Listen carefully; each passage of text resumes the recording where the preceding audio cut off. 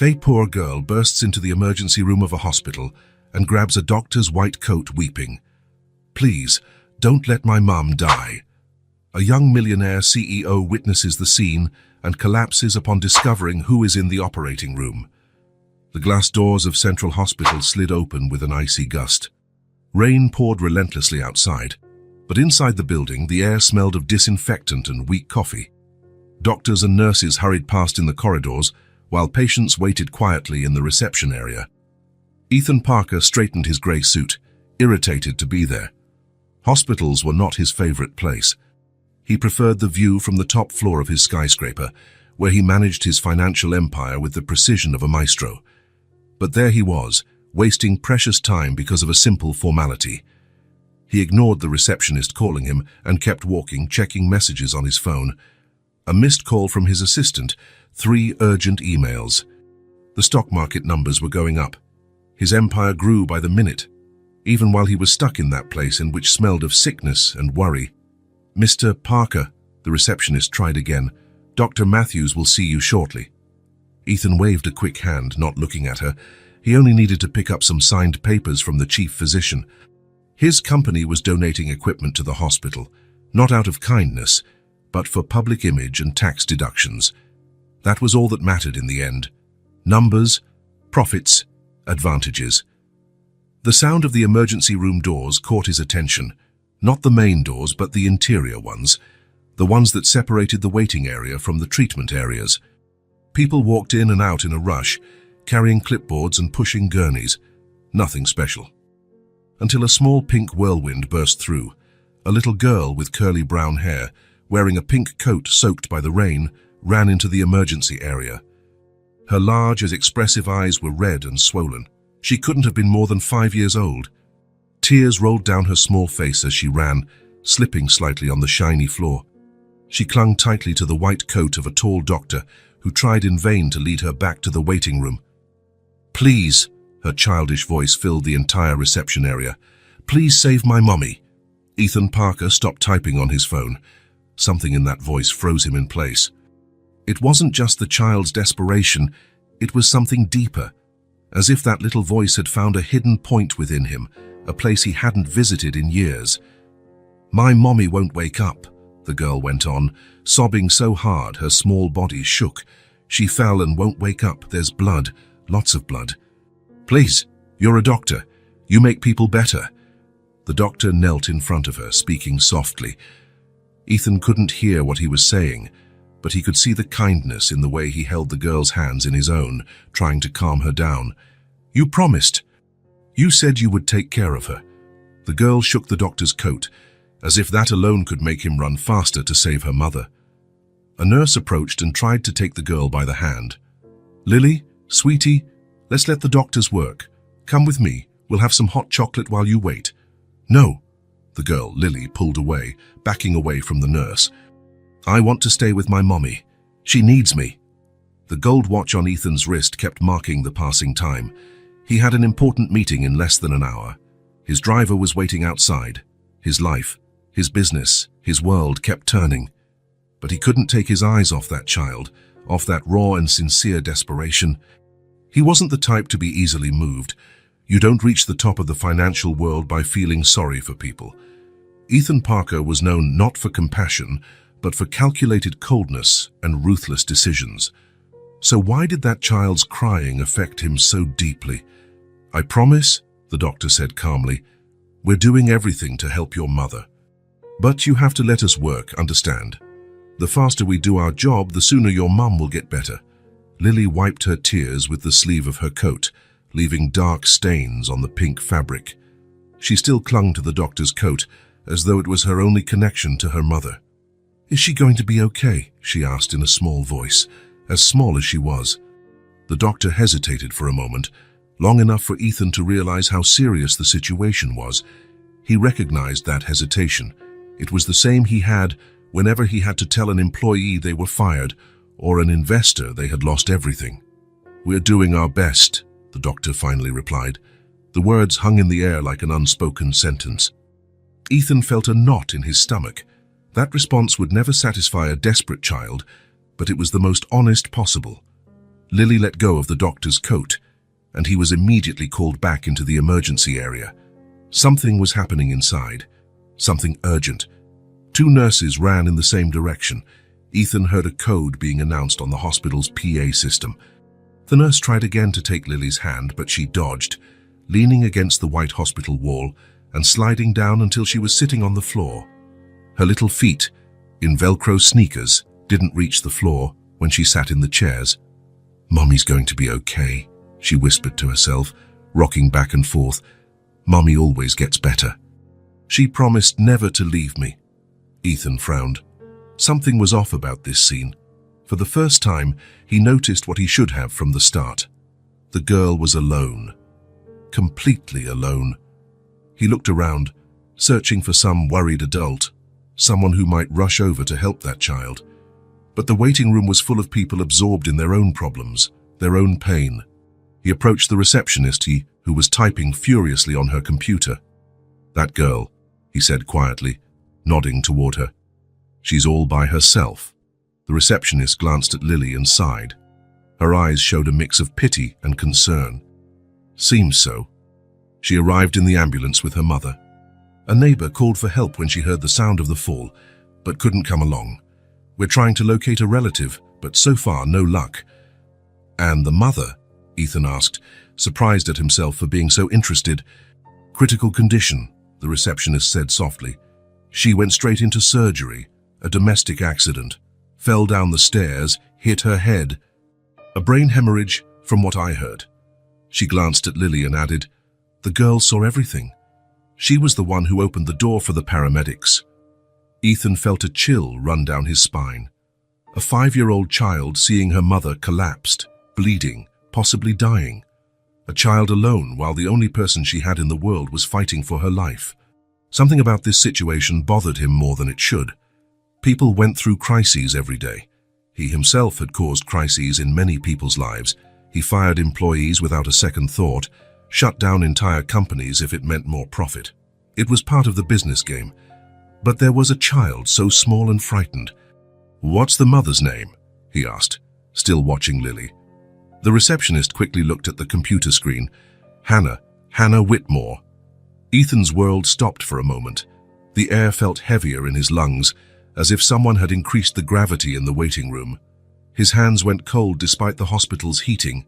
Hannah Whitmore. That name brought back memories he had buried years ago. Hannah Whitmore, the young department manager he had humiliated and then fired in a board meeting. She had dared to question one of his decisions, presenting numbers that contradicted his projections. Ethan remembered his face heating with anger, how he had pointed a finger at her and yelled in front of all the executives. "Who do you think you are to question my decisions? Pack your things. You're fired." Hannah had begged for her job, explaining she was a single mother who needed the work. She had bills to pay, responsibilities. Ethan had ignored her pleas and ordered security to escort her off the premises. He never forgot the tears in her eyes as she was dragged out, or the disapproving looks from the other employees. But it hadn't bothered him for long. He believed he did what was necessary to maintain his authority. You don't run an empire by showing weakness. "Do you know her?" the receptionist asked, noticing his change of expression. Ethan didn't answer. His eyes returned to the little girl curled against the wall, Lily, Hannah's daughter. The child who had probably gone hungry when her mother was unemployed for months.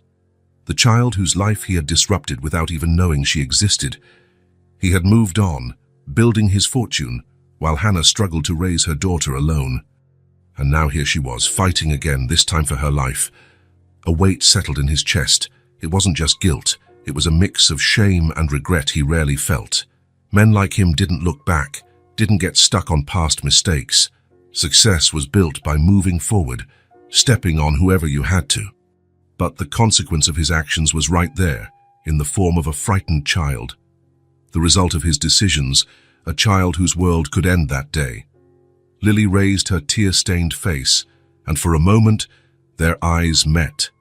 Brown eyes, identical to her mother's. The same determined look Hannah had when she faced Ethan in that boardroom, before her courage turned to despair.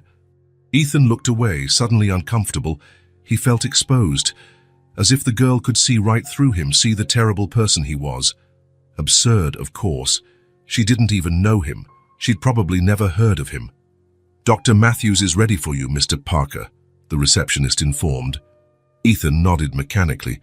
His business at the hospital suddenly seemed so small, so insignificant.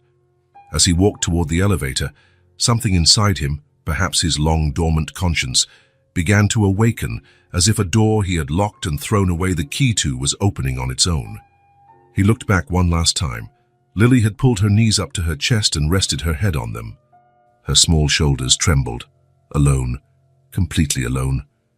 With no one to tell her everything would be all right, even if it was a lie. The elevator arrived, and the doors opened with a soft chime. Ethan hesitated, his finger hovering over the button for the floor where Dr. Matthews was waiting. His driver was outside, his important meeting in less than an hour. His perfect, organized life. And for the first time he could remember, Ethan Parker felt like ignoring all of it, felt like fixing something he himself had broken. Ethan spent the next hour in a bureaucratic meeting with Dr. Matthews, but his mind couldn't focus on the documents in front of him. The image of Lily alone in the waiting room haunted him like a persistent ghost. His eyes skimmed lines of contractual text without absorbing a single word. The sound of that child's voice echoed in his ears, overpowering the doctor's technical explanations. "Mr. Parker, are you listening?" asked Dr. Matthews, frowning. "Yes, of course," Ethan replied automatically, snapping back to the present. "Please, continue." But soon his thoughts drifted again. Hannah Whitmore, the woman he had publicly humiliated years ago. The woman whose tearful face he had ignored when she tried to explain she was the sole support of her family. The woman now fighting for her life somewhere in that same hospital. He signed the donation paperwork mechanically, answering the doctor's questions with monosyllables.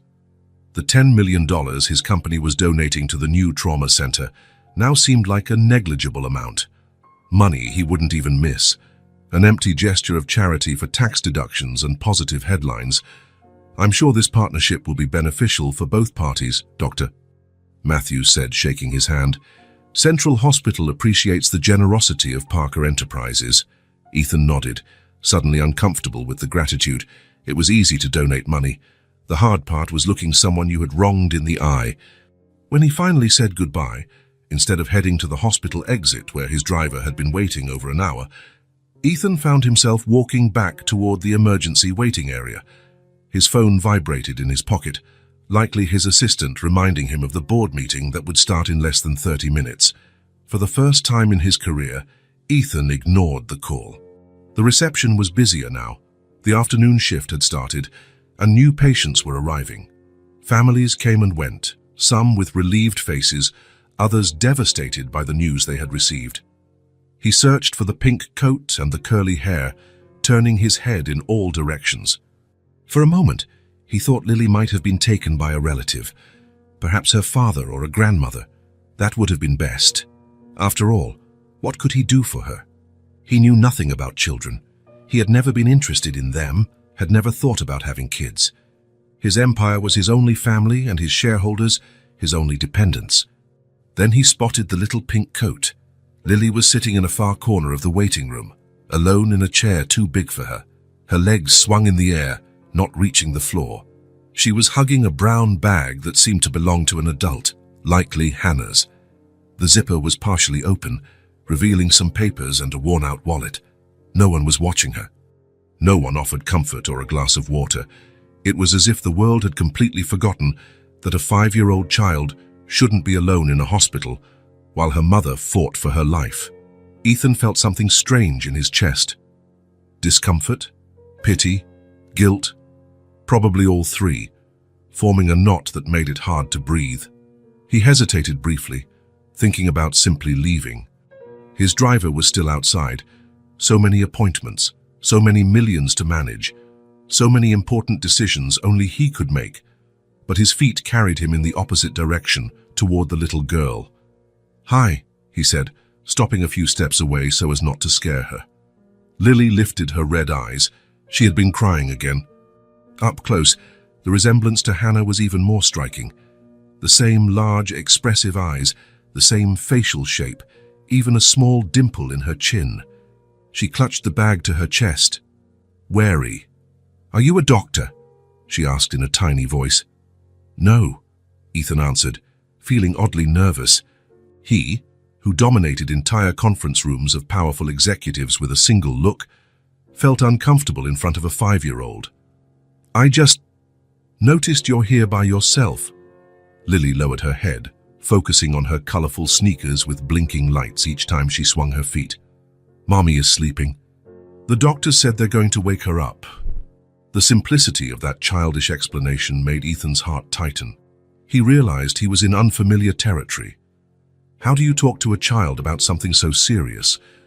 What do you say when there's no guarantee of a happy ending? "May I sit down?" he asked, pointing to the chair beside her. Lily shrugged, still not looking at him.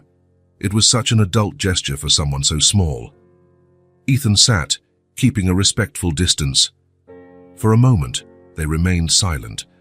The hospital noise flowed around them, ringing phones, people talking, gurneys being pushed through the corridor, announcements over the PA system calling doctors to different wards. "Have you eaten anything?" he asked finally, realizing it was almost lunchtime. The clock on the wall read just after noon. Lily shook her head. "I'm saving my money," she said, opening her mother's bag a bit more and showing a few coins at the bottom. "In case Mommy needs to buy medicine. Medicine is expensive." Ethan felt as if he'd been punched in the stomach. A 5-year-old worried about money for medicine. What had Hannah gone through so that her young daughter already understood the value of money? So that a child who should be concerned only with cartoons and toys knew the weight of financial burdens? "What if I buy you something to eat?" he offered, trying to keep his voice casual so she wouldn't see how shaken he was. "You don't have to spend your money." Lily frowned, giving him a serious look that didn't match her age. Her eyes flicked over Ethan's expensive suit, his costly shoes, his gold watch. "Mommy says I shouldn't accept things from strangers." "Your mom is right," Ethan replied, respecting her caution.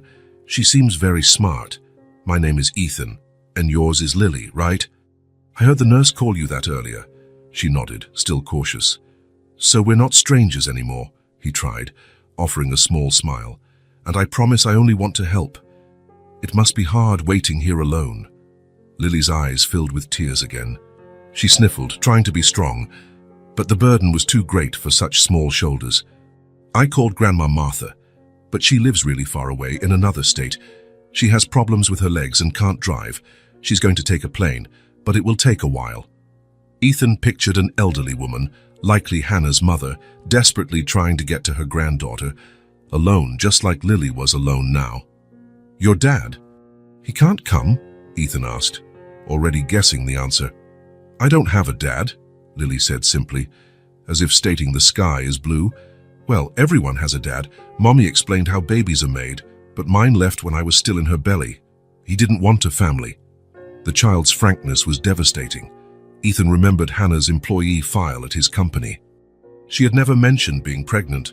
Probably she feared it would hurt her chances of advancing. Rightly so. Companies like his, despite the diversity policies they showcased in annual reports, rarely promoted women with small children to high responsibility roles. "So your mom takes care of you alone?" "Yes." For the first time, Lily showed some enthusiasm. Her sad face lit up with genuine pride. "Mommy is super strong. She works in 2 places, you know? By day, she's a secretary at a law firm, and at night, she cleans apartments in a fancy building. On weekends, we stay together. She always says I'm her treasure." Ethan swallowed hard. Hannah working 2 jobs to support her daughter, and he knew exactly why. After he fired her, she had probably struggled to find another job in finance. No one wanted to hire someone who had been booted from one of the largest companies in the country, especially when that person had challenged the powerful Ethan Parker, a daytime secretary and a nighttime cleaner. While he slept on silk sheets in his penthouse, Hannah scrubbed floors and cleaned bathrooms, likely exhausted, to ensure her daughter had the basics. "Mommy saves a lot," Lily went on, as though she needed to prove her mother's competence. "When I want a toy, she says we need to save money for important things, like rent and food. And my school. Every word cut Ethan's conscience like a sharp blade. The mansion where he lived had 10 empty bedrooms. His wristwatch cost more than Hannah probably earned in an entire year. Sometimes, when it's really cold, we sleep in the same bed to save on heating, Lily said, as if sharing a fun secret. Mommy says we're like hibernating squirrels. She holds me and tells me stories until I fall asleep. Her stories are better than the ones in books. Ethan remained silent, absorbing the impact of Lily's simple words. While he lived a life of needless luxury, Hannah struggled to maintain the bare minimum for her daughter, saving on heat, counting coins to buy medicine. At Christmas, Lily continued, now more comfortable talking, I asked for a big doll, the kind that talks, but it was too expensive, so Mommy sewed a doll for me out of fabric scraps. She has button eyes and yarn hair. She's the best doll in the world. Her name is Clara. Hannah, who had worked at his company as a financial analyst, a brilliant woman with an MBA and a promising future, reduced to sewing patchwork dolls because she couldn't afford to buy her daughter a store-bought toy for Christmas. Are you hungry? He asked again, wanting to change the subject before the guilt completely consumed him. Lily hesitated, looking at the bag with the coins. A little, she finally admitted, as if confessing a weakness. Let's go to the cafeteria, then, Ethan suggested, standing up. What do you like to eat? A cheese sandwich, she answered promptly. Then she added timidly, but only if it's not too expensive. Mommy says everything costs more in the hospital cafeteria than at the store. Don't worry about that, Ethan said, offering his hand. Today, it's on me. Lily looked at his outstretched hand, still hesitant. What if the doctors come to talk about Mommy, and I'm not here? I need to know when she wakes up. We can ask the receptionist to let us know, Ethan replied, nodding toward the desk where a middle-aged woman was typing on a computer. We'll tell her where we'll be. That way, if there's any news about your mom, she'll call us immediately. Lily considered the suggestion, her small face serious as though weighing an important decision. After a moment of reflection, she carefully put the coins back in her mother's bag, zipped it closed, and then, to Ethan's surprise, took his hand. Her little hand was warm and light as a feather. Ethan felt a strange wave of protectiveness as he held those tiny fingers. It was the first time in years that anyone had trusted him so simply, not for his money or power, but just because they needed help. They told the receptionist where they would be and headed to the cafeteria. Ethan could feel curious glances from some people. A man in an expensive suit holding the hand of a child in a pink coat. They probably thought he was her father. The hospital cafeteria was simple but clean, metal tables with colorful plastic chairs, a counter offering sandwiches, salads, and drinks. Nothing like the upscale restaurants Ethan frequented. Pick whatever you want, he told Lily. She ordered her cheese sandwich and a cup of chocolate milk. Ethan ordered a black coffee.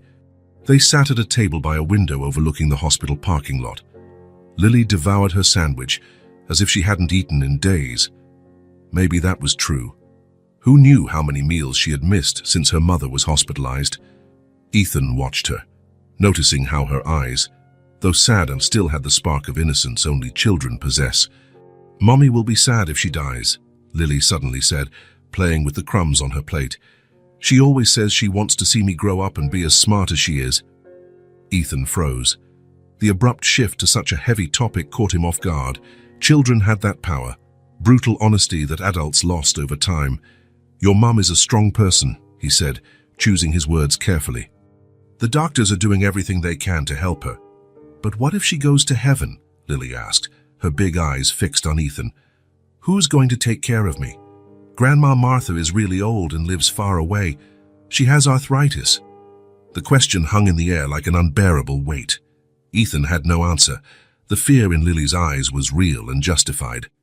If Hannah didn't survive, what would happen to this child? A foster care system already overwhelmed. An elderly grandmother who could barely move. I'm scared of being alone, Lily confessed, her voice almost a whisper. At my school, there's a girl who went to an orphanage after her mom died. She said it's really sad there. The older kids hit the younger ones and steal their toys. Ethan felt his heart tighten. He was partly responsible for this situation. If he hadn't fired Hannah, maybe she wouldn't have needed 2 jobs. Maybe she wouldn't have been so tired she fell down the stairs. Maybe she would have had better health insurance that guaranteed proper treatment.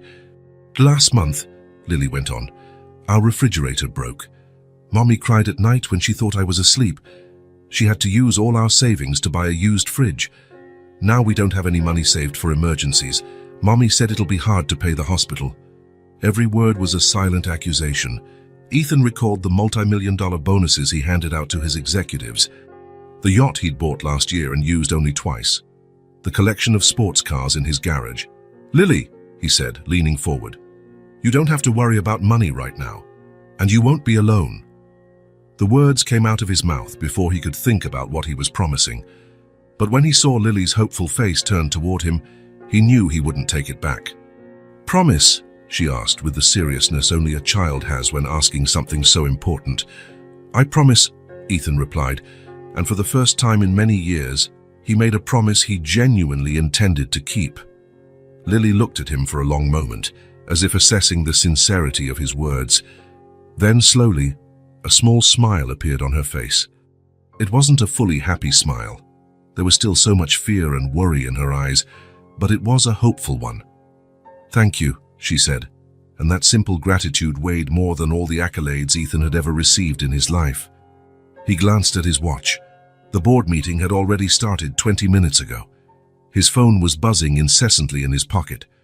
The world outside kept turning, demanding his attention, time, and decisions. But for the first time, Ethan Parker was exactly where he needed to be. The shrill sound of an alarm echoed through the hospital corridors. Doctors and nurses hurried, while the people in the waiting room froze, looking toward the commotion. Lily, who had been coloring a book Ethan bought at the hospital gift shop, looked up, startled. What's that? She asked, eyes wide. Ethan tried to keep his expression calm, despite the tightness in his chest. It's just a hospital alarm. Don't worry. But he knew it was more than that. Over the last few hours, he'd learned to recognize different hospital sounds and codes. That specific alarm, accompanied by the metallic voice announcing a code blue, meant an emergency. Someone was in cardiac arrest. Time seemed to stretch as they waited. Lily went back to coloring, though with less enthusiasm. Ethan kept checking his watch, counting the minutes. It had been nearly 5 hours since they arrived, and they still had no concrete news about Hannah, just vague updates that she was in surgery. 15 minutes later, a tired-looking doctor appeared at the waiting room door. His eyes scanned the area until he spotted Ethan and Lily. Family of Hannah Whitmore.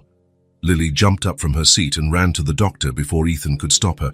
Did my mummy wake up? She asked, clutching his white coat. The doctor, Dr. Reynolds, according to his badge, looked from Lily to Ethan, who now stood beside her. There was a silent question in his eyes. I'm a family friend, Ethan quickly explained. I've been looking after Lily while her grandmother travels here. Dr. Reynolds nodded, appearing satisfied with the explanation. May we speak for a moment? He asked Ethan, indicating a more secluded corner. Then, kneeling to Lily's level, he spoke gently. Honey, how about you wait in the chair while I talk to your friend? I promise it'll be quick. Lily looked at them both warily. It's about Mommy. I want to know about Mommy. Yes, it's about your mother, the doctor answered patiently. But first, I need to talk about some complicated adult things with your friend. Then we'll talk to you, okay? Reluctantly, Lily went back to her seat, but she kept her eyes fixed on them. Doctor. Reynolds led Ethan to a more isolated corner of the room where they could speak without being overheard. Mr. Parker. Ethan Parker. Mr. Parker. Ms. Whitmore's condition is quite delicate, the doctor began, his voice low and serious. We managed to control the cerebral hemorrhage and reduce intracranial pressure, but she had a complication during surgery, a cardiac arrest. Ethan felt his stomach sink. Is she? We managed to revive her, Dr. Reynolds continued, but she's not breathing on her own. We had to intubate her and transfer her to the ICU. Her condition is critical but stable for now. Ethan looked over at Lily, who was still watching them closely. How could he explain this to a 5-year-old? How could he tell her that her mother was clinging to life, connected to machines? What are her chances of recovering? He asked, feeling his throat tighten. "It's too early to say," the doctor answered honestly. "The next 48 hours will be crucial. If she gets through that without further complications, her chances improve significantly. But I must be honest, there's a risk of permanent neurological damage because of the time her brain went without adequate oxygen." The doctor paused as if weighing what to say next. "There's also the matter of costs," he finally said, looking uncomfortable. "Ms. Whitmore doesn't have insurance. The emergency surgery is covered by basic public assistance, but prolonged intensive care, specialized medications, and monitoring tests." He let the sentence trail off, the meaning clear enough. Ethan felt a wave of anger surge through him. Was this what the system had become? People had to worry about money while fighting for their lives. "Don't worry about the costs," he said firmly. "I'll pay for everything. The best treatment, the best specialists, whatever it takes." Dr. Reynolds studied him for a moment, trying to see if the offer was sincere. "We're talking about significant expenses, Mr. Parker. Money is not an issue. I want her to receive everything she needs." As he said those words, a memory flashed in Ethan's mind. Hannah standing before him in that boardroom years ago. "Please, Mr. Parker," she had pleaded. "I need this job. I have responsibilities, bills to pay." And he, without hesitation, had replied, "You should have thought of that before challenging me in front of the entire board. Security, escort Ms. Whitmore out. Her belongings will be mailed to her." The shame he felt now was almost physical. How could he have been so cruel? How could he have treated another human being that way? "Mr. Parker," Dr. Reynolds' voice brought him back to the present. "I'll need some information to formalize this arrangement." "Of course," Ethan said, still shaken by the memory. "My assistant will handle the paperwork. Just tell me what needs to be done." After exchanging contacts with the doctor, Ethan returned to where Lily waited anxiously. "What about Mommy?" she asked immediately. Ethan sat down next to her, thinking carefully about how to explain the situation without scaring her more than necessary. "Your mum is resting in a special part of the hospital called the ICU," he began. "That's where the doctors can take the best care of her." "She's still sleeping?" Lily asked, her worry evident. "Yes, she's in a deep sleep. The doctors are helping her breathe with special machines while her body heals. Can I see her?" The question was inevitable. Ethan hesitated. "ICU rules are different. Usually kids aren't allowed in, but I'll talk to the doctors, see what we can do." Lily lowered her head, disappointed, but didn't push it. Even at her age, she seemed to grasp how serious this was. "When will she wake up?" "We don't know yet," Ethan answered honestly. "It may take some time, but the doctors are doing everything they can to help her." In the silence that followed, Ethan pulled out his phone and started making calls. First to his assistant, giving clear instructions about paying for Hannah's treatment and cancelling all his commitments for the next few days. Then to his lawyer, asking him to prepare any documents necessary to ensure Hannah got the best medical care possible, no matter the cost. As he spoke on the phone, he watched Lily carefully color her book with bright hues for a starry sky. There was something in her concentration, in the way she gripped the crayon with determination, that reminded him so much of Hannah. That same persistence, that same quiet strength. When he finished his calls, Ethan excused himself to Lily and walked to the ICU reception desk, where he spoke with the head nurse. He explained Lily's situation, how she was alone, with no close family nearby, and asked for an exception so the little girl could see her mother, even if just briefly. The head nurse, a robust woman with kind eyes, listened intently. "Normally we don't allow children in the ICU," she began, "but given the circumstances..." She looked over at Lily, who was still coloring patiently. "I'll allow a short visit, 5 minutes, no more, and I need to prepare her for what she'll see. There are lots of tubes and machines, it can be scary." "Thank you," Ethan said sincerely. "I'll stay with her the whole time," the nurse nodded. "Come with me." Lily jumped up from her chair when Ethan called, dropping her crayons in her rush. He bent down to gather them, storing them carefully in his pocket. "Lily," he said, kneeling to her eye level, "we're going to see your mom now. But remember what I said, she's sleeping deeply, and there are machines helping her breathe. It might look a bit scary, but these machines are helping her get better. Lily nodded solemnly. Got it.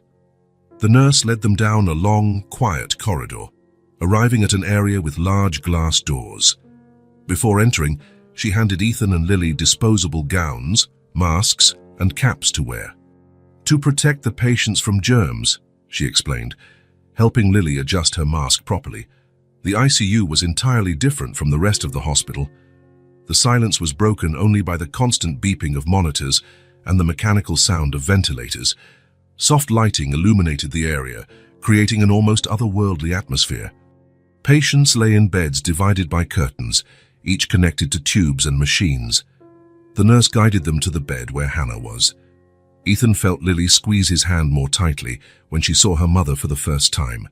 Hannah was pale, almost the color of the bed linens. A tube came from her mouth, attached to a ventilator that rose and fell at a steady rhythm. Monitors displayed her vital signs in colored lines. Part of her hair had been shaved for the surgery, and a dressing covered a portion of her head. Lily stood still for a moment, just observing. Ethan didn't know what to expect. Crying, screaming, maybe even fear. But Lily simply let go of his hand and approached the bed, stopping beside Hannah.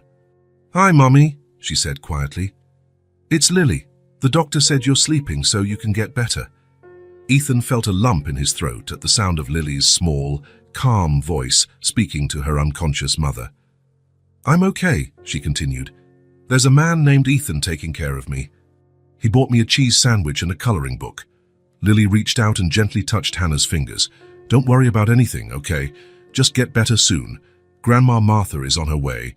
I'm being brave, like you always taught me." The simplicity and purity of those words hit Ethan like a physical blow.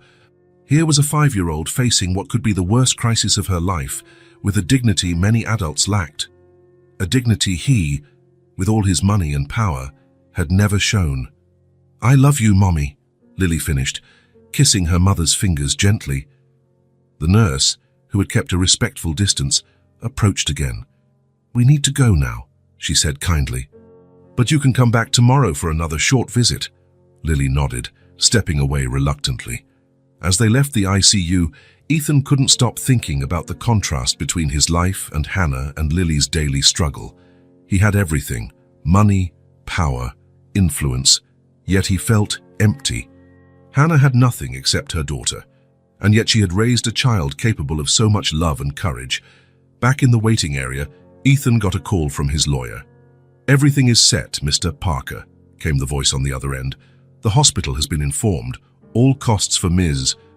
Whitmore's treatment will be covered, with no cap on expenses." "Thank you, Charles," Ethan replied. "There's something else I need you to do."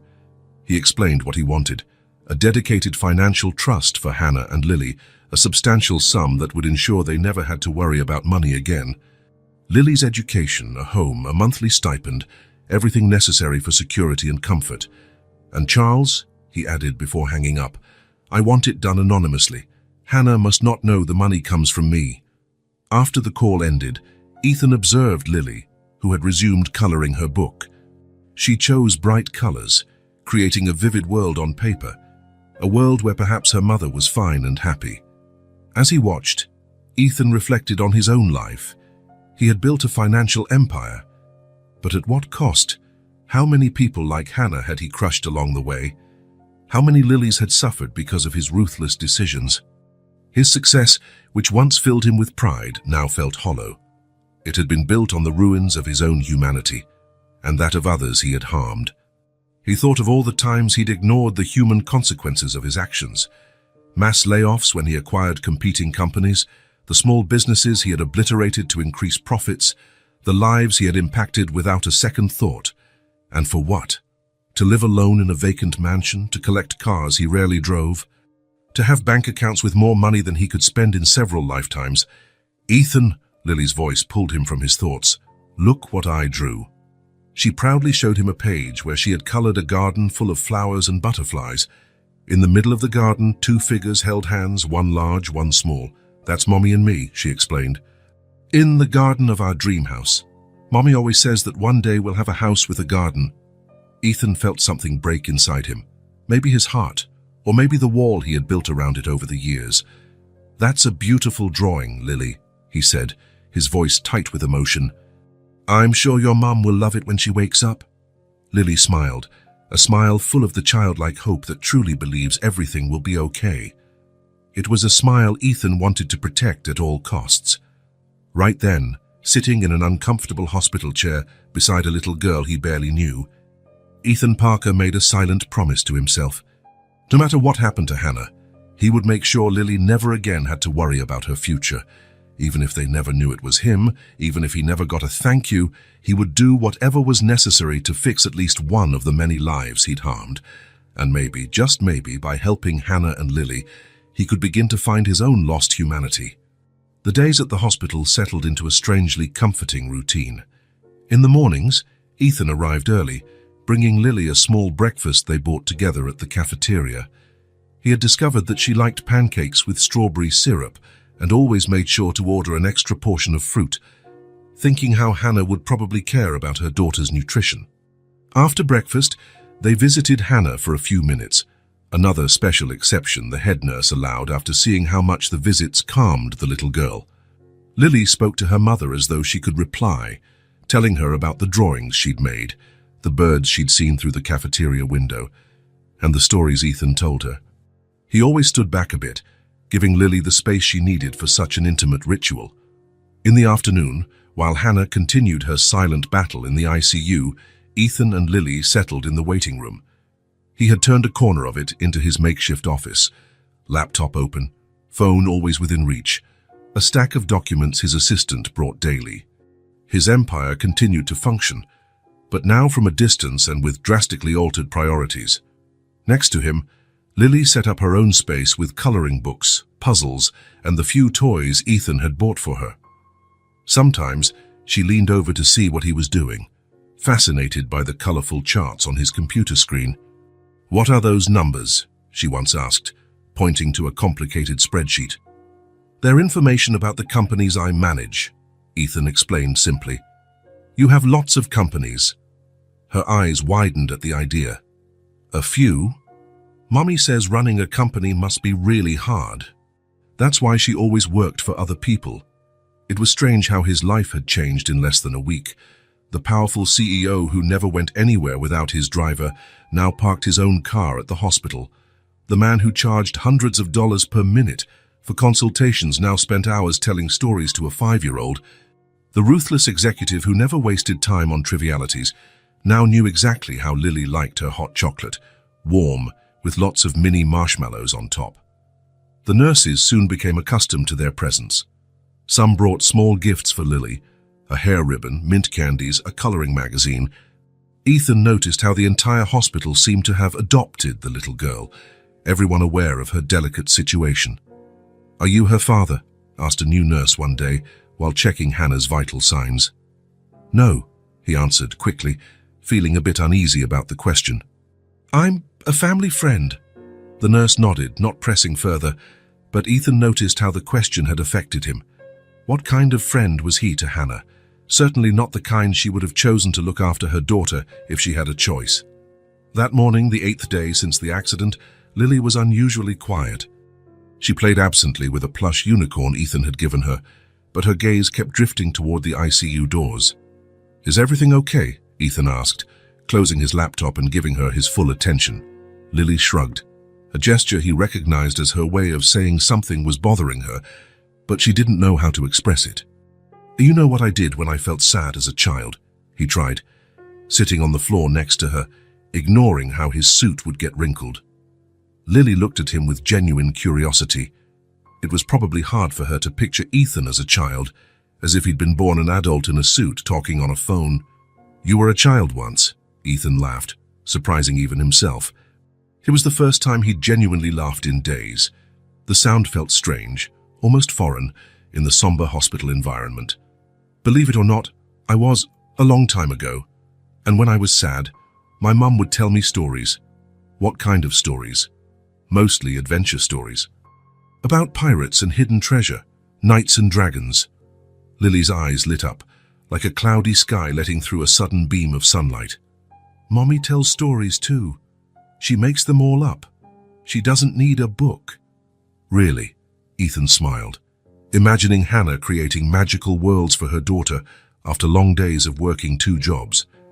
"Which one is your favorite?" "The one about the girl on the moon," Lily replied promptly, her face brightening with the memory. "It's about a girl who lives on the moon and watches Earth, wanting to visit it. She becomes friends with a star that helps her come down here." "Sounds like a wonderful story." "It's the best," Lily affirmed, with the absolute conviction only a child can have. Then she added softly, as if sharing a precious secret, "Mommy says I'm like the moon girl, always dreaming of new places." Ethan felt a pang in his chest.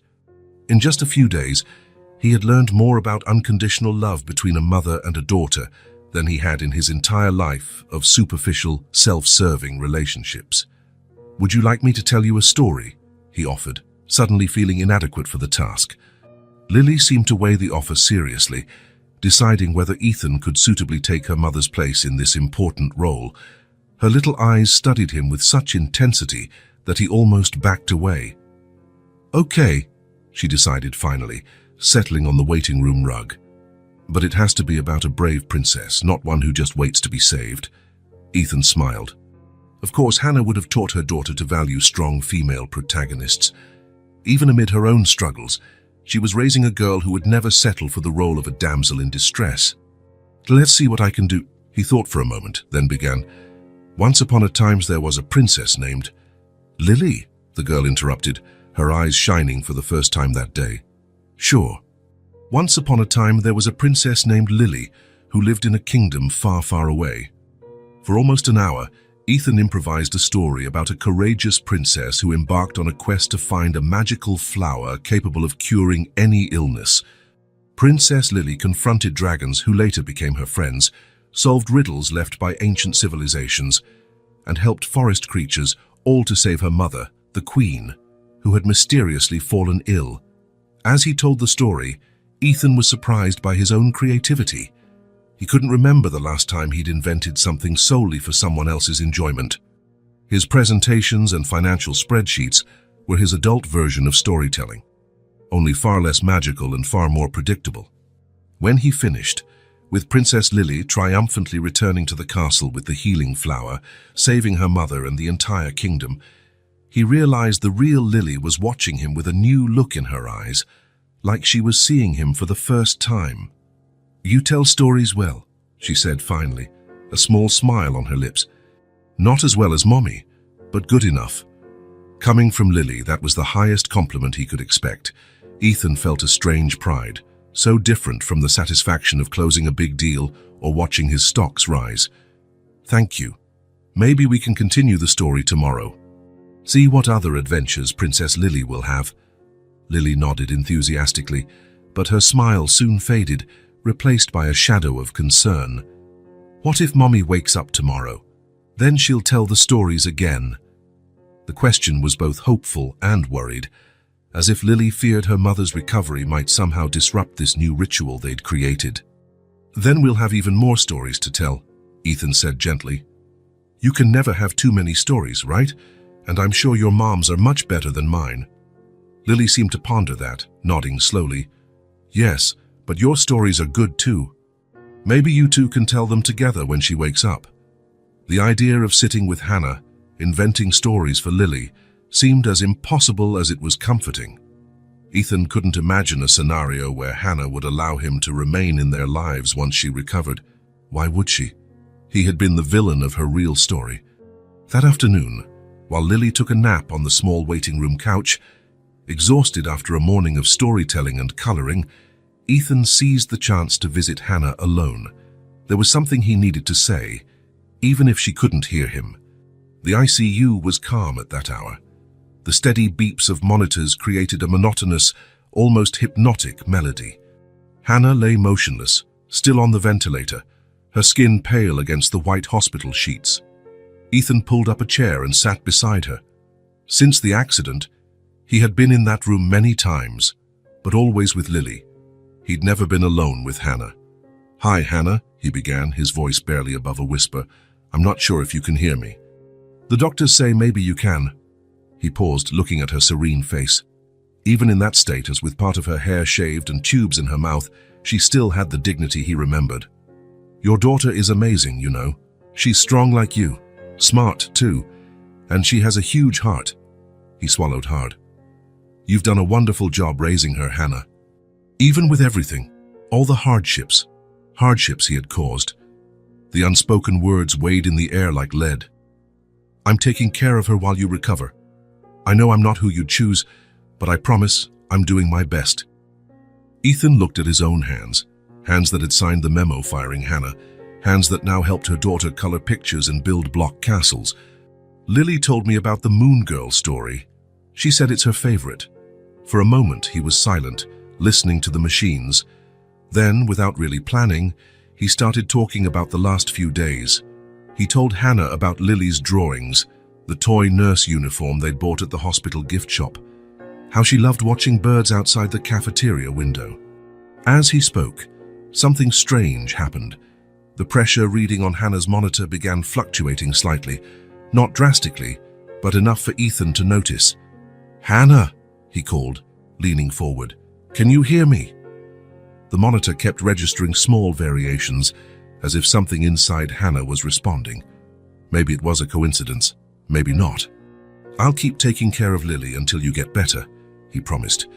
"And I'll make sure you both have everything you need afterward. I know I can't undo what I did, but I can at least try to do something right now." Just then, the ICU door opened, and Dr. Reynolds entered with 2 nurses. Their grim faces immediately told Ethan something was wrong. "Mr. Parker," the doctor said, his expression serious, "we need to perform some procedures on Ms. Whitmore. Could you give us a moment?" Something in the doctor's tone set off alarms in Ethan's mind. This wasn't just routine. "What happened?" Dr. Reynolds hesitated, glancing at the nurses already checking equipment and preparing supplies. "We've detected a possible post-surgical infection.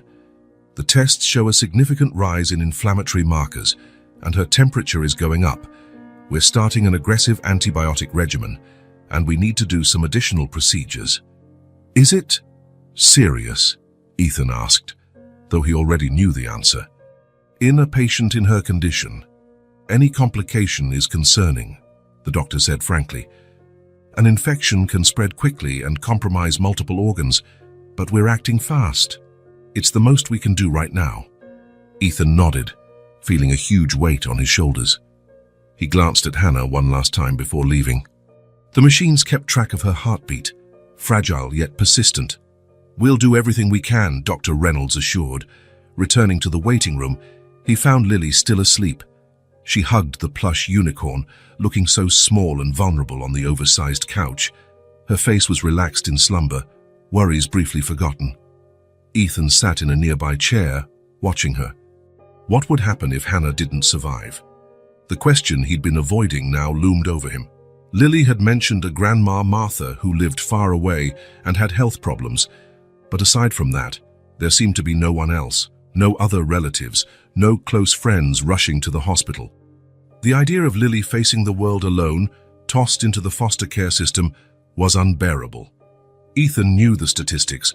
Older children rarely got adopted. Many bounced from one temporary home to another until they turned 18. No, he wouldn't let that happen. Right there, in that anonymous waiting room as the afternoon sun cast long shadows on the floor, Ethan Parker made a silent vow. Whether Hannah lived or died, Lily would not be left unprotected. He would use all his power, influence, and money to ensure she was safe and happy. It was the least he could do, a small attempt to atone for the harm he had caused. Lily shifted in her sleep, murmuring something that sounded like her mother's name.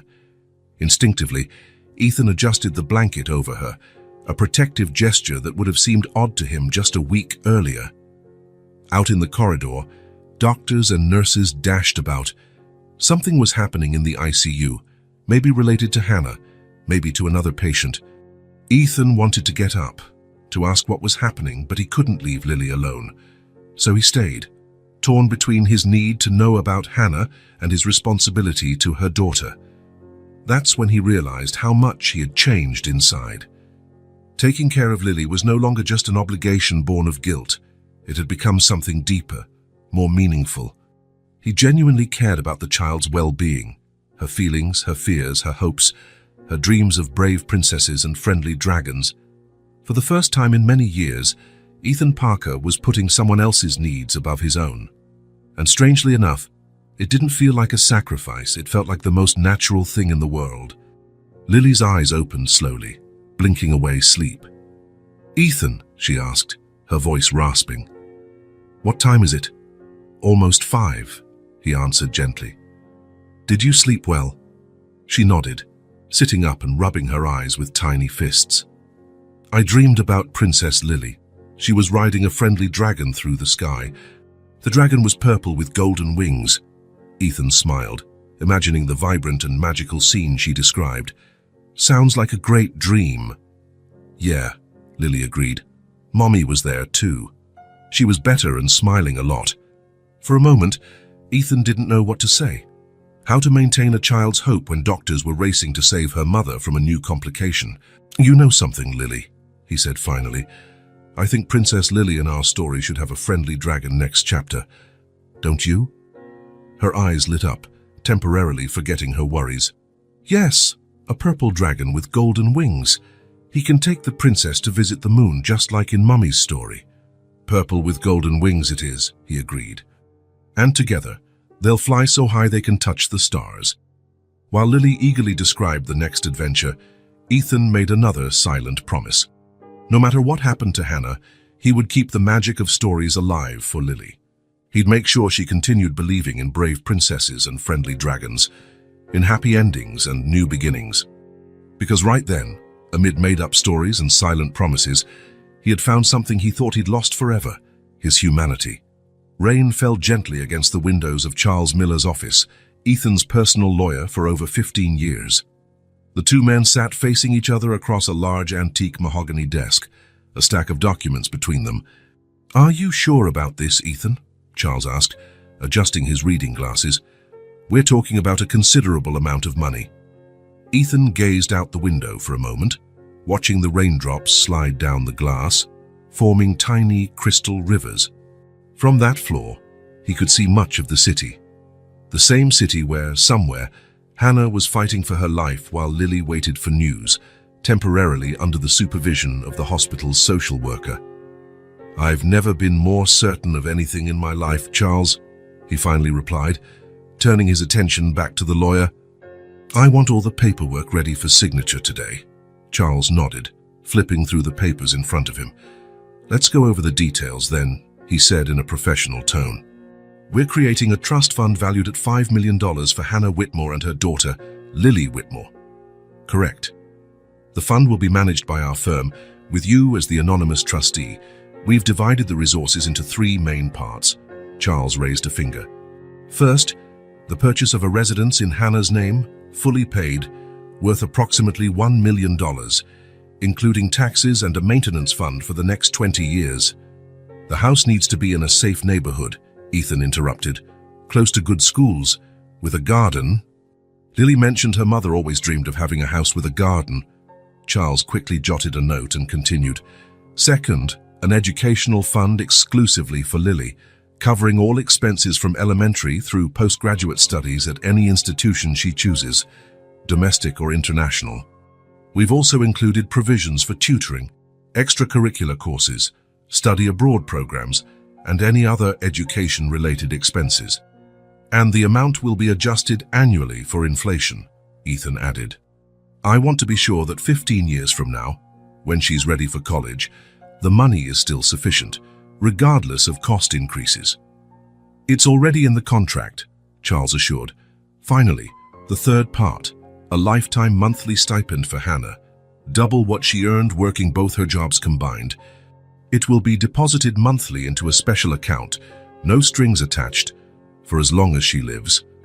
Ethan nodded, satisfied. He had spent days calculating and recalculating these figures, ensuring Hannah and Lily would be completely secure, no matter what. "And the matter of anonymity?" he asked.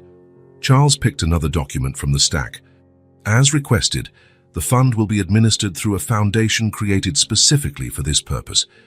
Hannah will be informed she received an anonymous donation from a benefactor who wishes to remain unknown. Our firm will be the only point of contact, and I guarantee we'll keep your identity absolutely confidential." "Perfect. And the criteria for accessing the funds?" "Practically none," Charles replied, raising his eyebrows slightly. "That part is unusual, Ethan. Normally, trusts like this come with dozens of clauses and conditions. Are you sure you don't want to establish any requirements? No strings attached?" Ethan shook his head firmly. "None. Hannah has been through enough. I don't want her to have to prove she deserves this money or follow rules we set. She'll know better than anyone how to use it." Charles studied him for a moment, clearly intrigued by his client's atypical behavior. In 15 years working for Ethan Parker, he'd never seen him display such generosity without expecting something in return, especially not at this level of expense. "May I ask a personal question?" Charles ventured. "Go ahead. Why are you doing this? I mean, $5 million is a lot, even for you. And from what I understand, this woman isn't even a close friend." Ethan was silent for a few seconds, considering how to answer. He hadn't told Charles about his past with Hannah, about how he'd unfairly fired her years ago, nor about the nights at the hospital caring for Lily while Hannah fought for her life. Some things were too personal, even for his trusted lawyer. "Let's just say I'm trying to balance the scales," he answered finally. "Some debts can't be paid with money, Charles, but it's the best I can offer right now." The lawyer nodded, not pressing further. He knew Ethan well enough to sense when to back off. "The documents will be ready for signature by the end of the day," he said, gathering the papers. "I'll prioritize this case personally." "Thank you." Ethan stood, adjusting his suit jacket. "And remember, Charles, no one can find out about this, no one. Absolute confidentiality, as always." Leaving the law office, Ethan felt a curious heaviness in his chest, not the guilt he had carried the last few weeks, but something else, something akin to peace or maybe hope. In the car on his way back to the hospital, he reflected on his decision. $5 million. For him, it represented little more than a few months' profit, but for Hannah and Lily, it meant a completely different life. A home of their own, no rent worries. Top-quality education for Lily, no limits. Financial security so Hannah could finally breathe. Maybe even pursue the dreams she'd abandoned when she became a single mother. All without them knowing it came from him.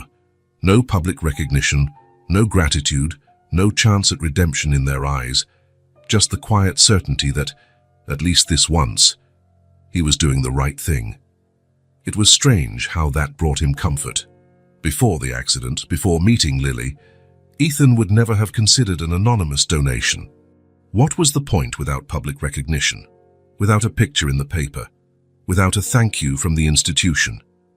But now, the idea of helping without being identified felt purer, more meaningful. At a red light, his phone rang. It was Charles. "I had an idea," the lawyer said without preamble. "What if we included a letter along with the trust notification?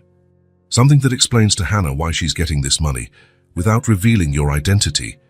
Ethan considered the suggestion for a moment. A letter, words that might try to explain the unexplainable, justify the unjustifiable. "No," he finally replied. "No letters, no explanations. Just the money and the freedom to use it as she sees fit." Because in the end, Ethan thought as the light turned green and he drove toward the hospital, words wouldn't fix what he had broken years ago. But maybe, just maybe, actions could plant the seeds of a better future for Hannah and Lily. A future in which, for the first time in his life, Ethan Parker would be part of the solution, not the destruction. Days at the hospital turned into weeks. Ethan now knew every nurse by name, every corner of the waiting room, and could predict when the coffee machine would break. Usually on Wednesdays around 3 in the afternoon.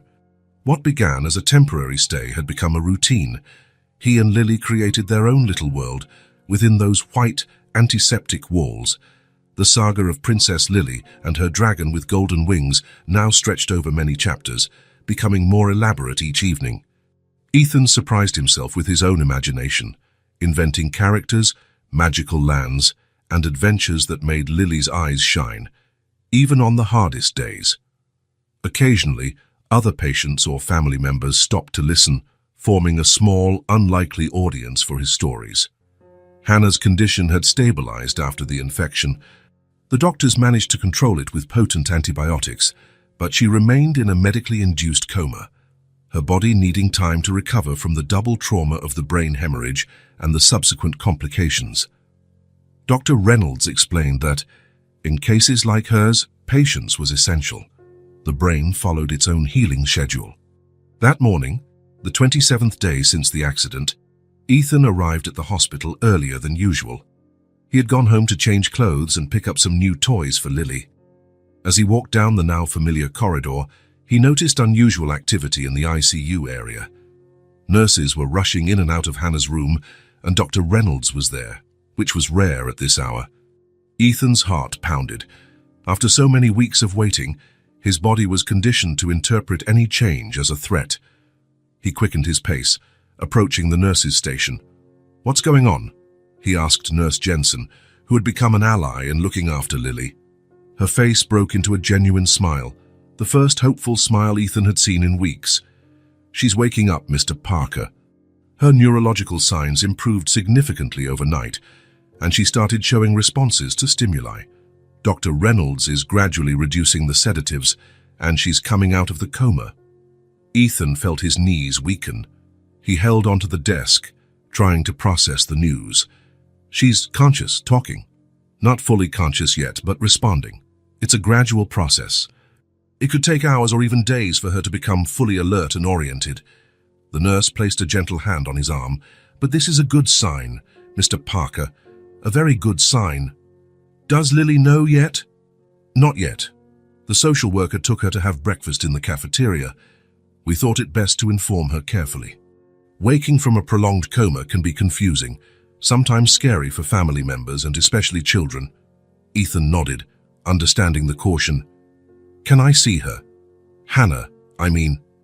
"Dr. Reynolds is finishing his evaluation. As soon as he's done, I don't see a problem.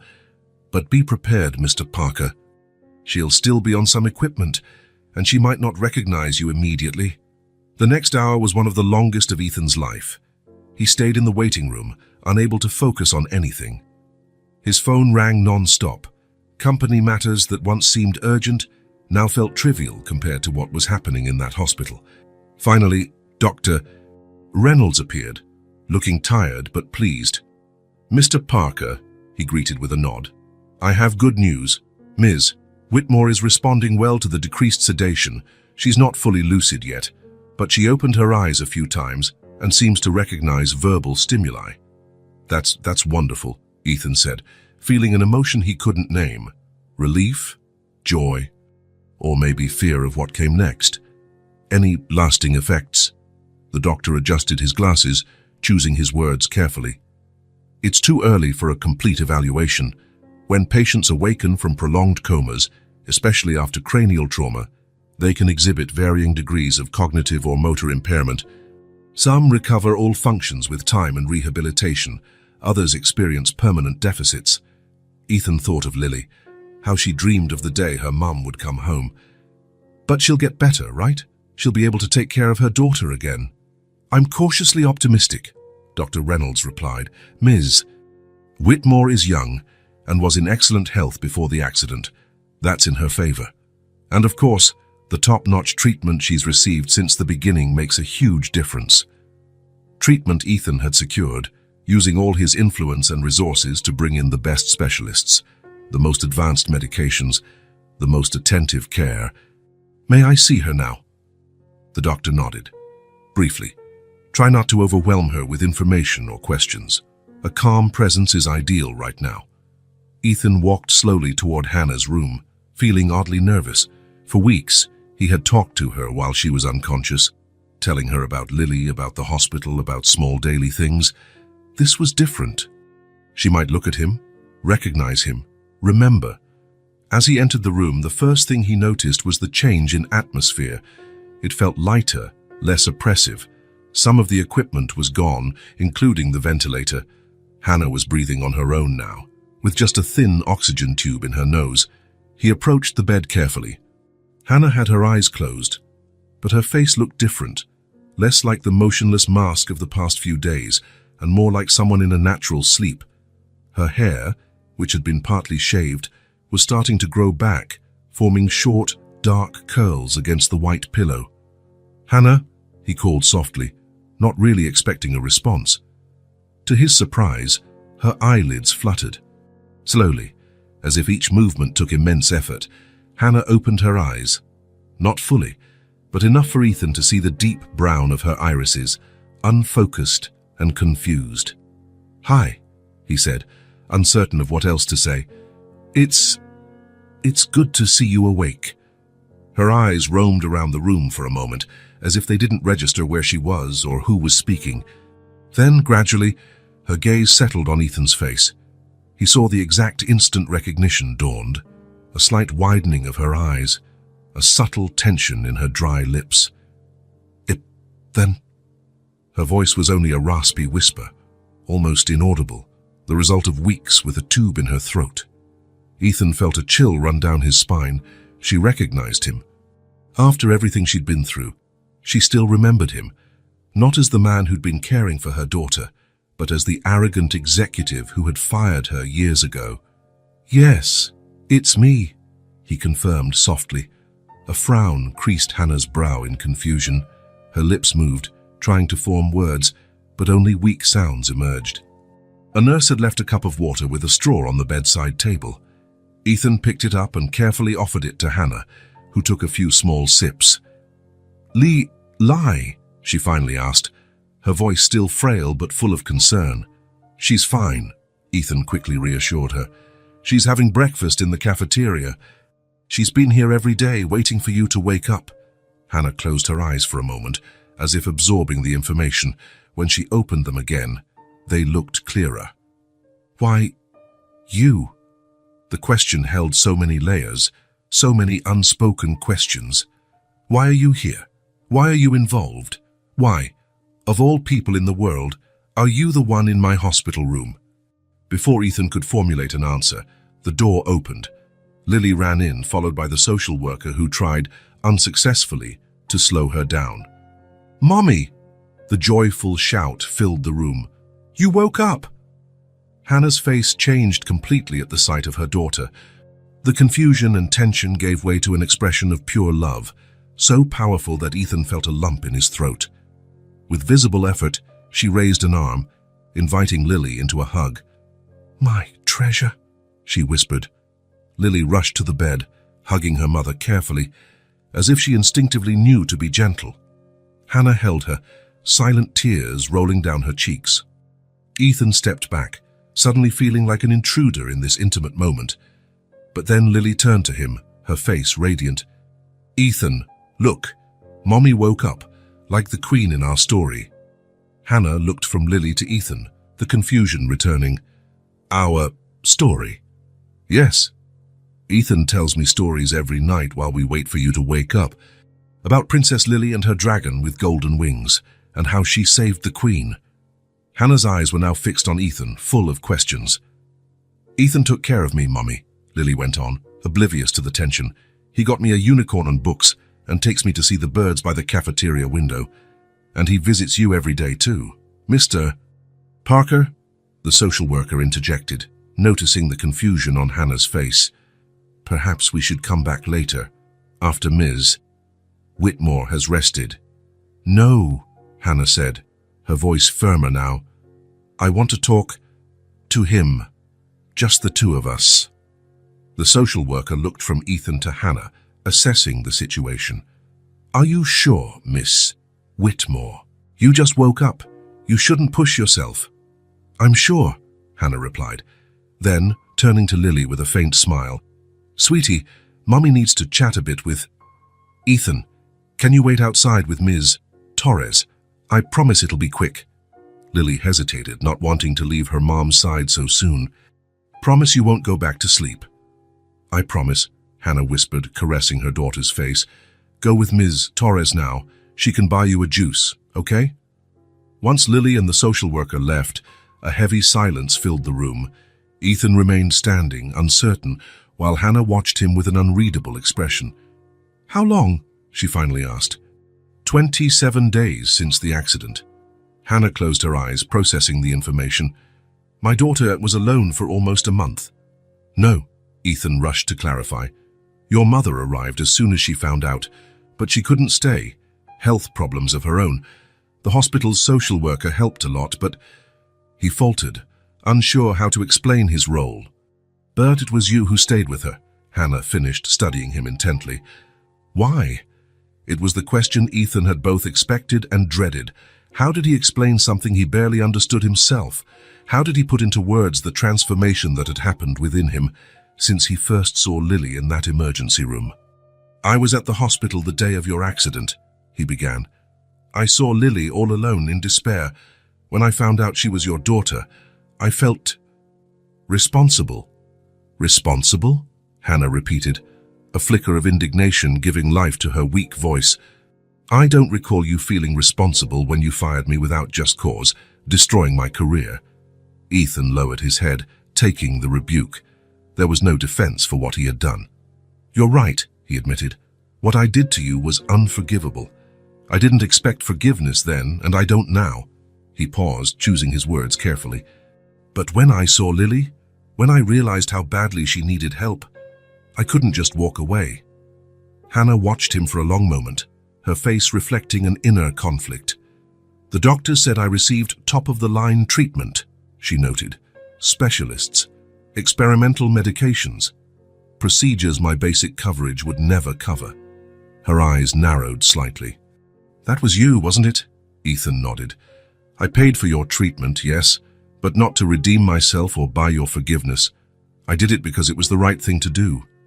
Hannah looked away, fixing her gaze on the window where timid sunlight streamed in. Do you know what happened after you fired me? She asked, her voice steadier now. No one in the financial sector would hire me. Your name was too powerful, your influence too great. I had to start from scratch with a baby to raise. Every word was a razor to Ethan's conscience. He could only imagine what she'd endured. Sleepless nights, piling bills, constant fear of the future. I know nothing can undo what happened, he said. But I did something else besides paying for your treatment. Hannah looked at him, waiting. I created a financial trust for you and Lily. It's anonymous, managed by a law firm.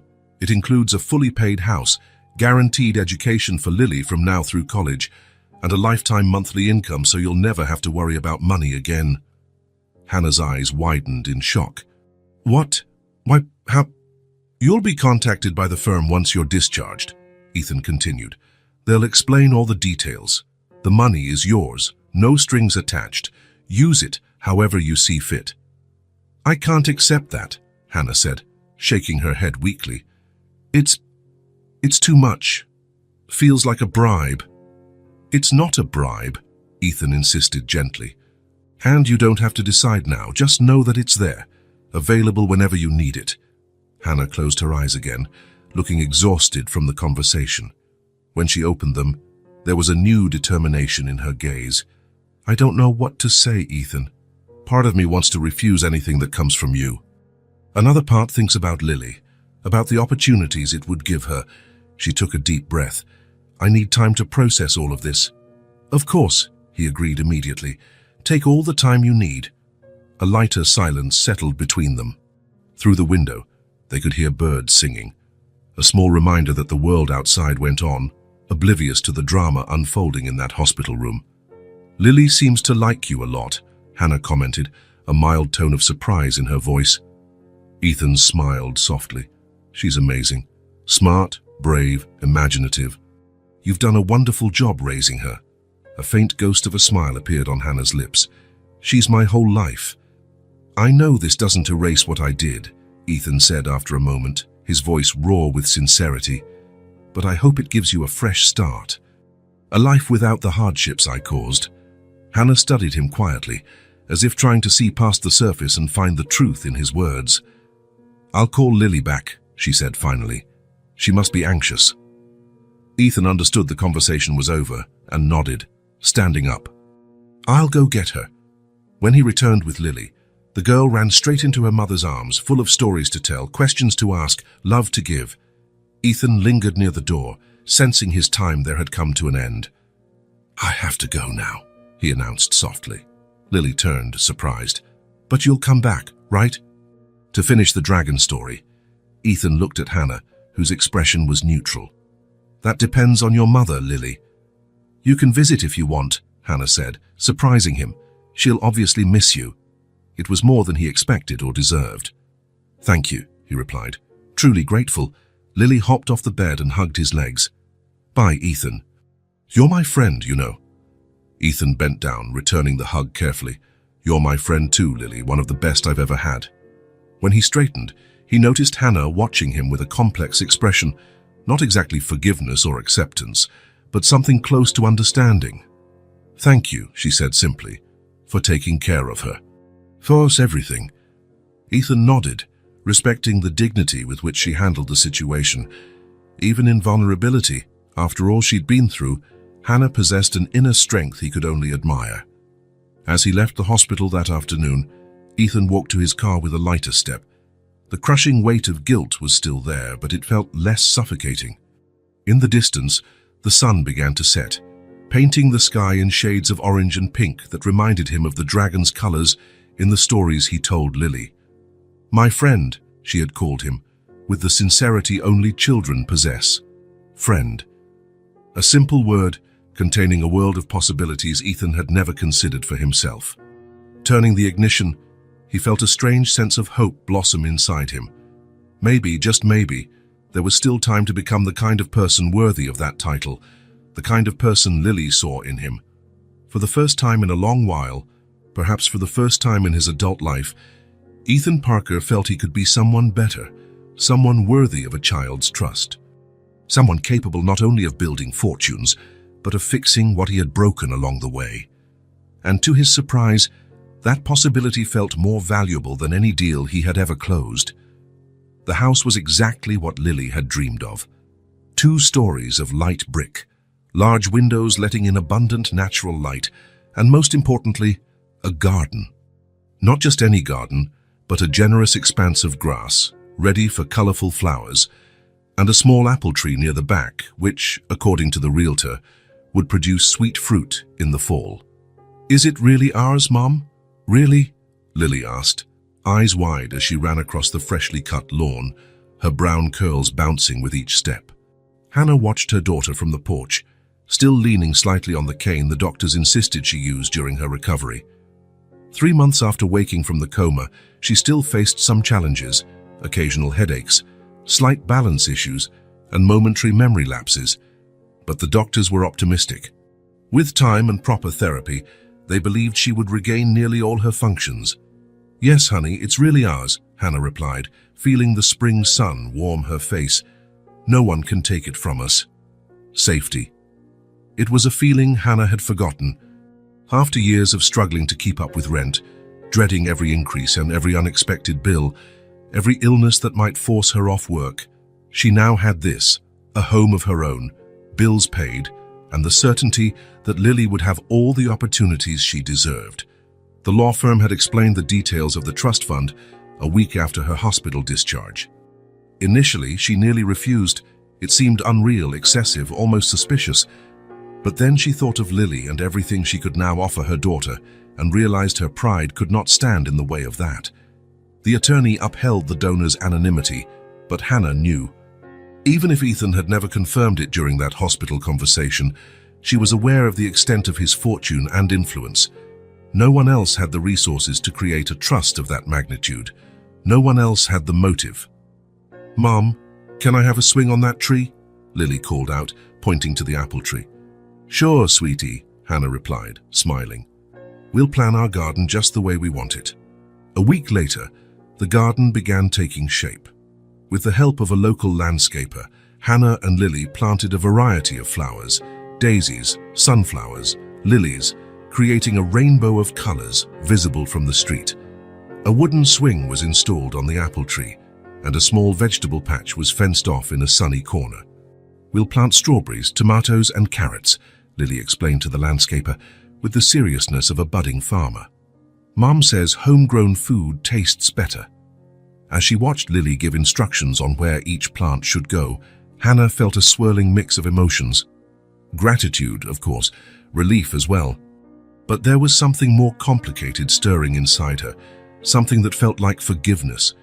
She hadn't forgotten what Ethan had done all those years ago. The public humiliation, the closed doors in the financial sector, the nights she cried while trying to scrape by. Those memories still existed, still hurt when touched. But alongside them now were other memories. Ethan sitting on the hospital floor, telling Lily elaborate stories. Ethan making sure Hannah received the best medical treatment possible. Ethan quietly creating a safety net so that mother and daughter could finally thrive. Could people change after all? Hannah wasn't sure, but she wanted to believe they could. Thursday morning in the penthouse office of the Parker building, Ethan gazed at the city through his window. The skyline looked different, or perhaps it was his eyes that now saw things differently. Since returning to work after the events at the hospital, his employees had noticed the change. The feared CEO, infamous for his temper and ruthless decisions, seemed to have been replaced by someone more human. The first board meeting after his return left everyone stunned.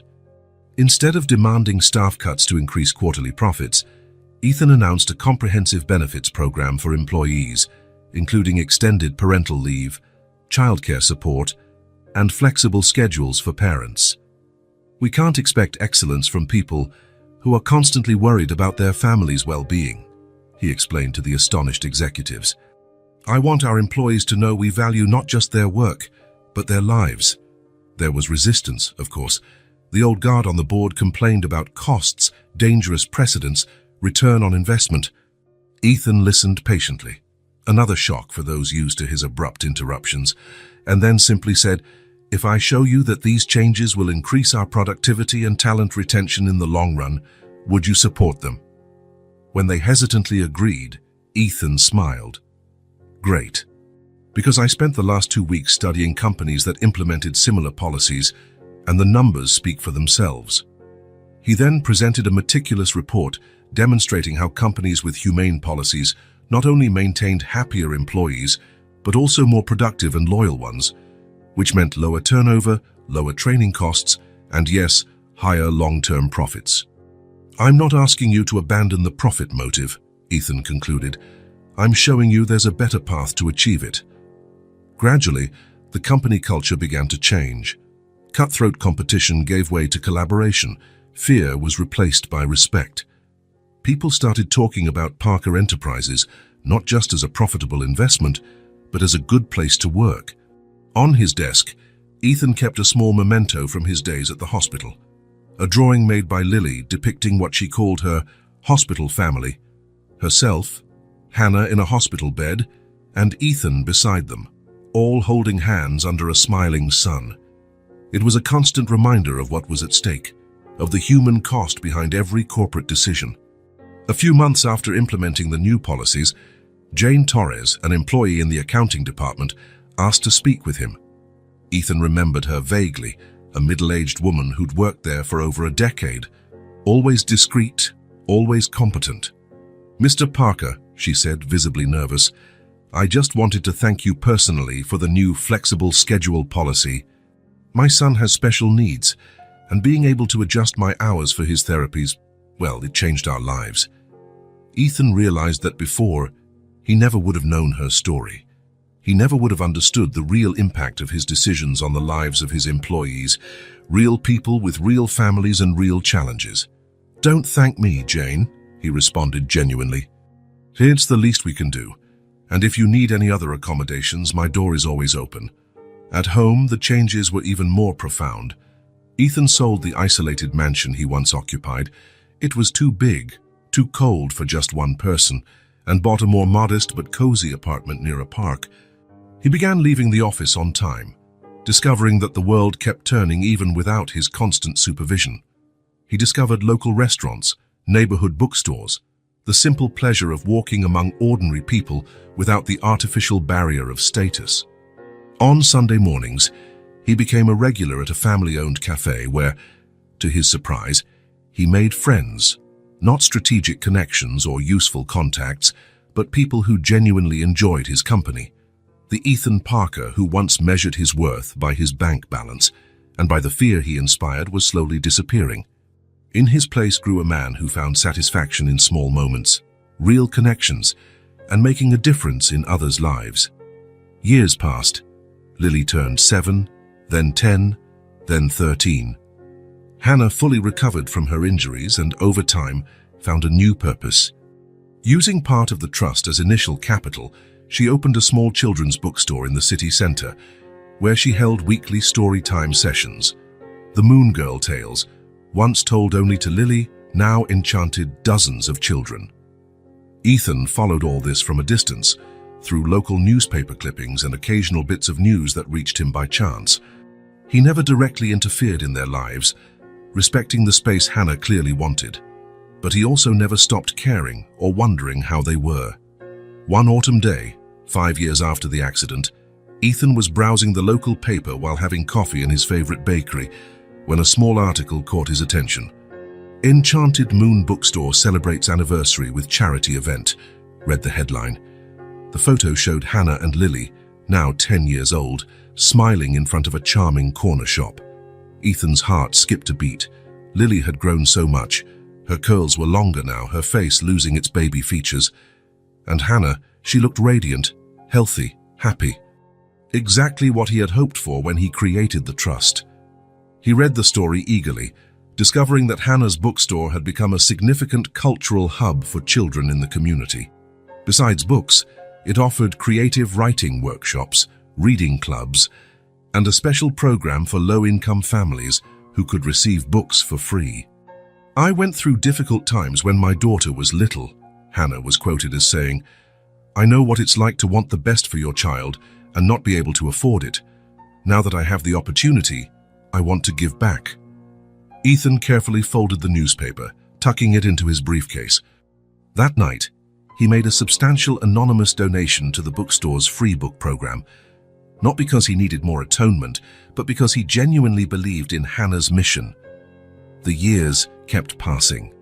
By the time Lily turned 15, Enchanted Moon Bookstore had expanded to 3 locations around the city.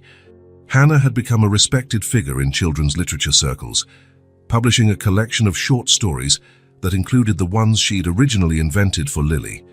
Ethan, for his part, had turned Parker Enterprises into a model of corporate responsibility. In addition to maintaining employee-friendly policies, he set up a foundation that funded educational projects in underserved communities. A business magazine that once labeled him the most ruthless shark on Wall Street now called him the human face of modern capitalism. On his 50th birthday, during an interview for a prominent business publication, the reporter asked what moment he considered the turning point in his life. "There was a moment," Ethan replied after some thought, "when I realized I was building an empire on ruins of relationships, trust, and humanity, and I realized no amount of success was worth that price." Intrigued, the journalist pressed for more details, but Ethan just smiled and changed the subject. Some stories were too personal to share, some transformations too intimate to expose. From time to time, Ethan drove by the neighborhood where he knew Hannah and Lily lived. He never stopped, never intruded. He would only glance from a distance at the house with the blooming garden and the swing in the apple tree, imagining the lives flourishing inside. Sometimes, in his quiet moments, he allowed himself to wonder what it would have been like if he had stayed in their lives. Would he be a friend to Lily? A confidant to Hannah? Something more? But he always pushed those thoughts away. The important thing wasn't what he might have gained, but what they had achieved: safety, happiness, fulfillment. It was on a rainy May afternoon, just before Lily's 18th birthday, that the unexpected happened. Ethan was leaving a meeting when his secretary intercepted him in the hallway. "Mr. Parker, there's a young woman at reception asking for you." "I have another meeting in 20 minutes, he replied, checking his watch. "Who is she?" "She said her name is Lily. Lily Whitmore." Time seemed to freeze. Ethan felt his heart race.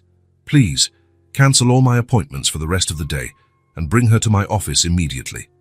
Minutes later, he stood face to face with Lily.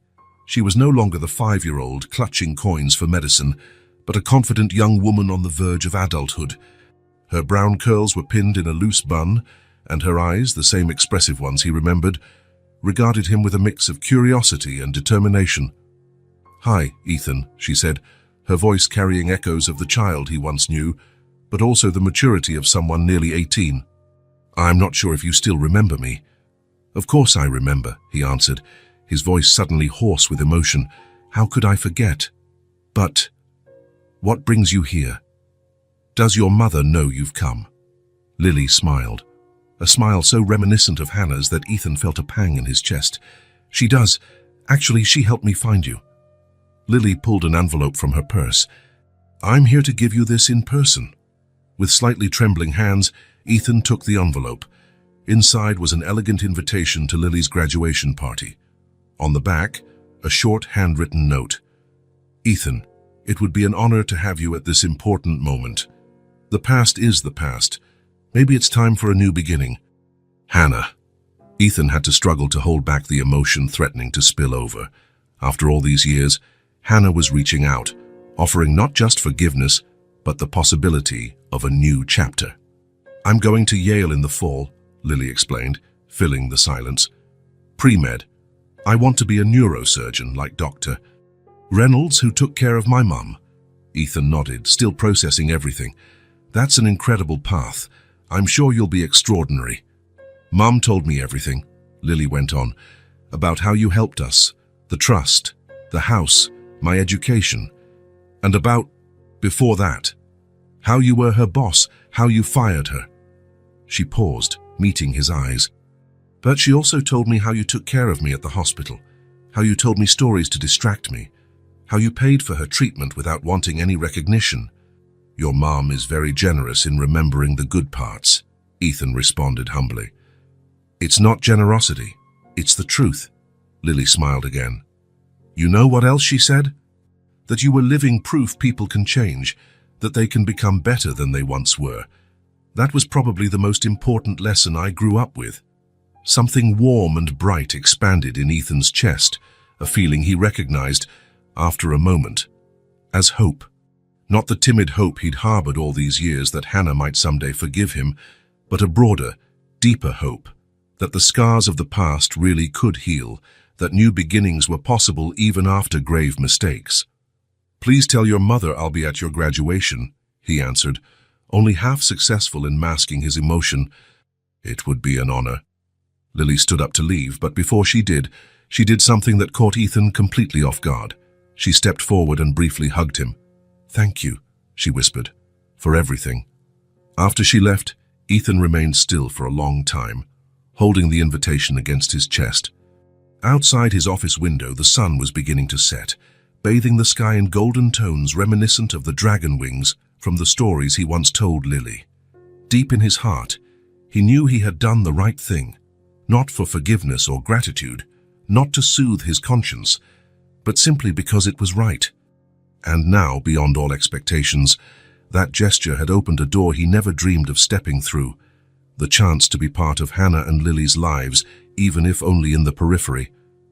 As he carefully placed the invitation in his briefcase, Ethan Parker, the man who once built an empire at the cost of his own humanity, allowed himself a moment of pure joy. Perhaps, just perhaps, his story's final chapter had yet to be written. Perhaps there was room for redemption, for connection, for a new beginning. And for the first time in many years, he felt he deserved that chance. If this story touched your heart, subscribe to the channel and turn on notifications so you don't miss the next ones. Leave a like because it helps this story get recommended to more people. See you in the next story.